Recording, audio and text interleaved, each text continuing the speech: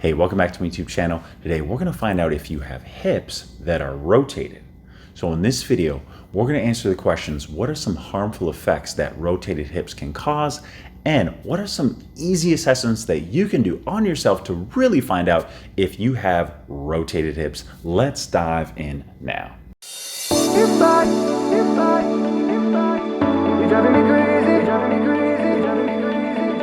Rotated hips can cause low back pain, hip pain, knee pain. I've even seen them contribute to like ankle pain, upper extremity pain. And typically one side will be painful and the other not, or there's just going to be differences in one side versus the other in terms of how severe it might be or the quality of that pain. But typically there's just going to be like, oh, when I move to that side, that's painful. And oftentimes when people look at their hips, they can see, okay, they just look off, right?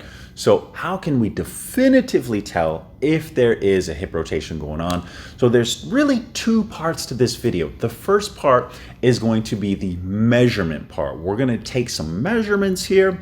And then the second part is going to be the interpretation of those measurements. And that's why we're going to go through the first part of this video and I'm going to make it super simple. We're going to take our measurements, and once you have your measurements, then we're going to go into the second part of this video and I'm going to show you exactly how to interpret those results. So all I need you to do is record two findings, and we have two super simple tests that we're going to assess ourselves with. And we're first going to start by having two pens. Make sure the pens are just of equal length, and we're going to put the pens on the front of our pelvis.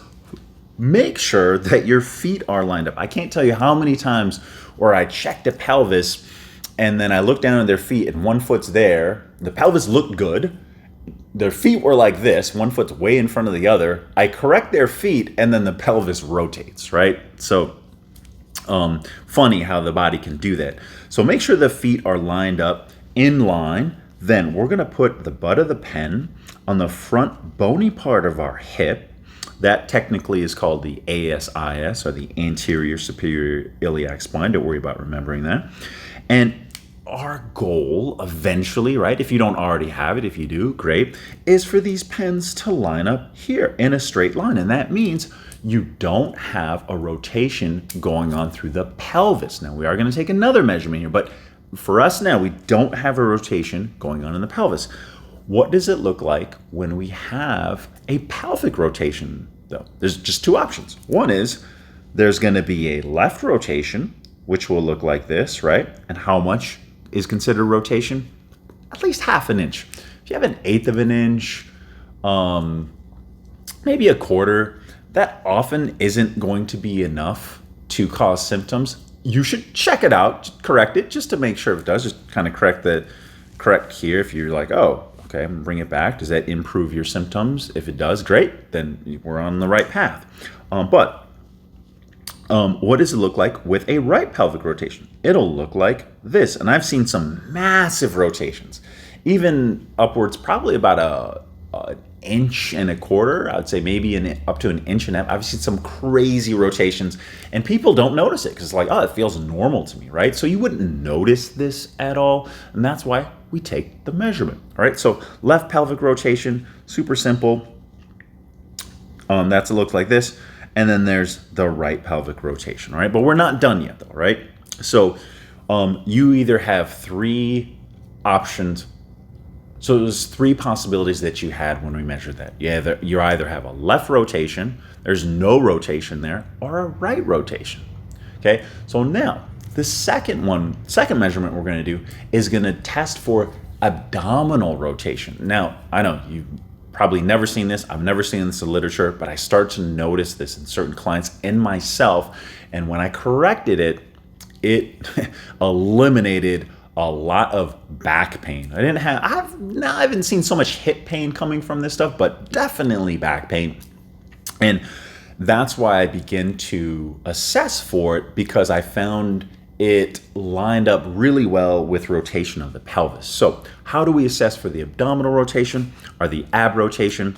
What we do is you need to go 1 inch below your belly button, and we're just gonna put our pen very gently. I don't want you digging in there, just very gently on top, and we're going to look at the straightness of this. Is it rotated like this?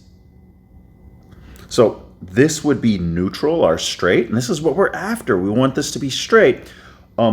Or is it rotated here? Or is it rotated to the right? Or is it rotated to the left? Okay? So essentially, we just checked for the pelvis, any pelvic rotation, and any abdominal rotation going on. And you might think, oh, I've already interpreted the results. I know what's rotated. Pause real quick, because the relationship between these two can actually reveal an abdominal rotation, for example, that looks like it's not a rotation, but it actually is, all right? So let's go through the 3 types of hip rotation. So this is the interpretation section of this video.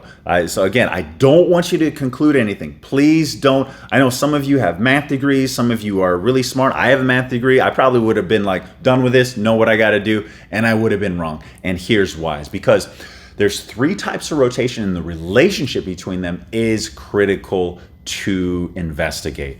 The first type of rotation that we can have is going to be a pure pelvic rotation. So if you had a pure pelvic rotation, it means that you did not have an abdominal rotation. And what does that mean? Okay, what that exactly means is this, is that if you had a pure pelvic rotation, you had a pelvis which either was on the left, and that means though you needed a left abdominally rotated pelvis, which actually means you don't have abdominal rotation, all right?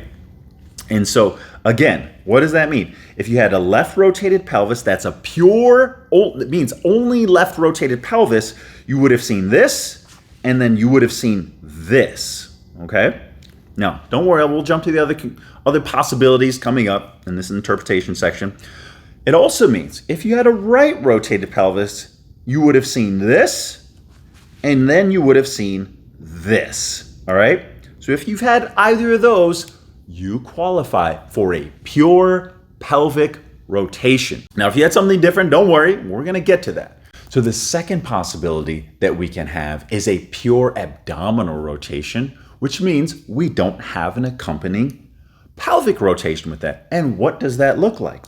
Well, if you have an abdominal rotation, what that will mean is that the abdominals, let's say this one, will go left here, all right? But the pelvis will be straight, like this. It also would mean, though, that your abdominals, you saw this, right? But it means the pelvic rotation will be here. And that means we just have a pure abdominal rotation going on without a pelvic rotation. The last category means you had both a pelvic rotation going on and a abdominal rotation going on. What does that look like? It means that you either had this going on, okay, here with now this straight one here. And so why when we measure this one, is it considered an abdominal rotation? The reason why is because when we rotate it to the left here, the abdominals should rotate with that. But if they rotate and actually you found here, you now have both a pelvic rotation and an abdominal rotation. Some people, I've seen this, okay, and they're actually just like, boom, they're way over. So we're talking about a major abdominal rotation. The other possibility is when you have this going on, this is very rare, when you have here, and then your abdominal rotation is either here or to the left, all right? And that means you have both a pelvic rotation and an abdominal rotation. So again, the interpretation involves the relationship between them, not just the absolute values of either the pelvis or the abdominal area. So listen, if you made it to the end of this video, congratulations, you deserve a reward. So do you have a rotated pelvis or a rotated abdominal area, or do you have rotations in both? Let me know if you have any questions or comments, especially on the interpretation part. I'm happy to answer that or any other questions you might have. Thanks for watching.